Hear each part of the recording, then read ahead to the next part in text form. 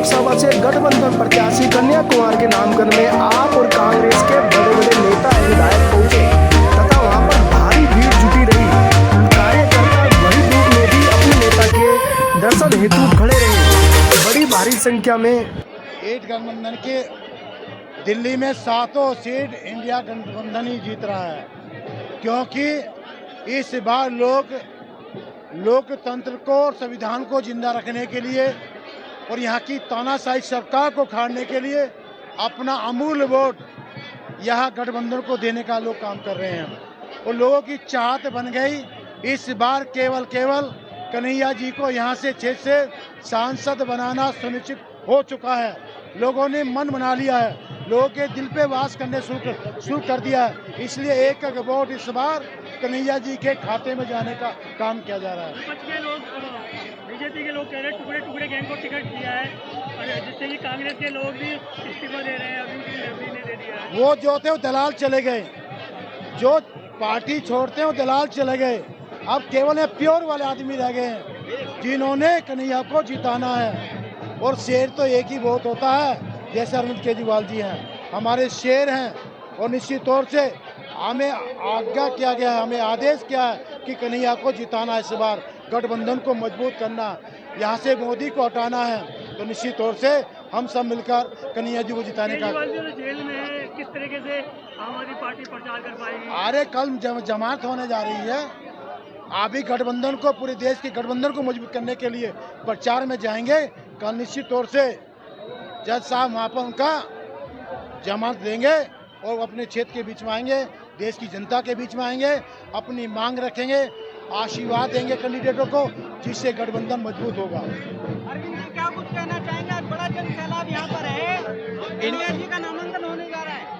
आज बहुत उत्साह का दिन है और इंडिया गठबंधन के 7 सीट इंडिया गठबंधन जीत रहा है। बीजेपी 7 सीट हार रही है दिल्ली के अंदर। बीजेपी दावा करिए 400 पार, क्या कुछ कहेंगे? ये तो उनकी हवा निकल गई। 400 पार, 200 पार भी नहीं आ रहे, उनकी सीटें नहीं आ रही। होता मोदी इस टाइम आपको देखा मोदी कितना स्टेटमेंट दे रहा, क्या टुकड़े हैं, ये कभी कुछ वो हार रहा है।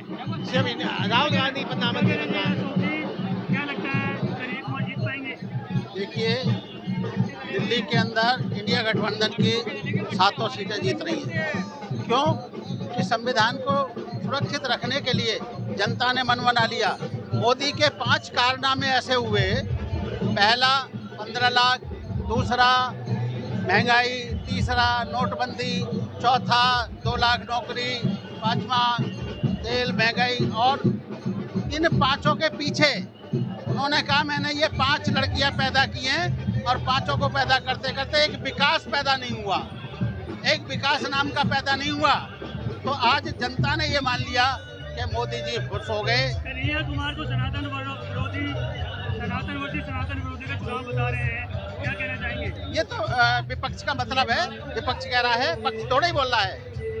विपक्ष तो कुछ भी कहेगा। आरोप और प्रत्यारोप करना इस देश की राजनीति में पहला अंश है।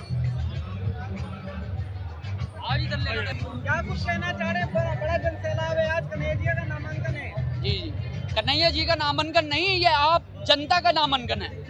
ये नामांकन मेरा है, मेरे भाइयों का है।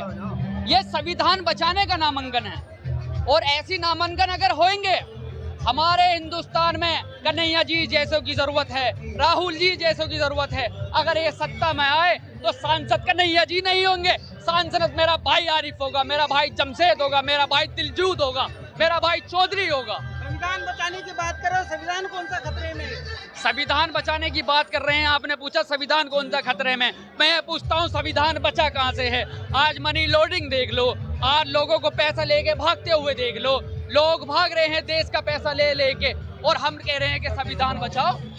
संविधान बचाना पड़ेगा, नहीं तो युवाओं को जॉब नहीं मिलेगी, युवाओं को कारोबार नहीं मिलेगा, युवाओं को नौकरी नहीं मिलेगी, अच्छी शिक्षा नहीं मिलेगी, महिलाओं की सेफ्टी नहीं होगी। आज महिलाओं के साथ अत्याचार हो रहा है और महिला किसके पास जाएं? तैयार हुआ है जी, कहाँ अत्याचार हुआ है? अत्याचार मणिपुर में देखो आप जाके, कितना अत्याचार हुआ। 376 डेज हो गए, 376 डेज हो गए। हमारे देश के प्रधानमंत्री नरेंद्र मोदी जी अभी तक वहां नहीं पहुंचे, ऐसा क्यों? क्या मणिपुर हमारे देश का हिस्सा नहीं है? अमित शाह पहुंचे थे। जी कब पहुंचे थे अमित शाह जी? अगर पहुंचे थे तो वो अंदर एंट्री नहीं करी उन्होंने, वो बाहर अपना वापस चले गए। और बीजेपी की कोई भी कैंडिडेट मणिपुर से नहीं खड़ा हुआ है। ऐसा क्यों हुआ?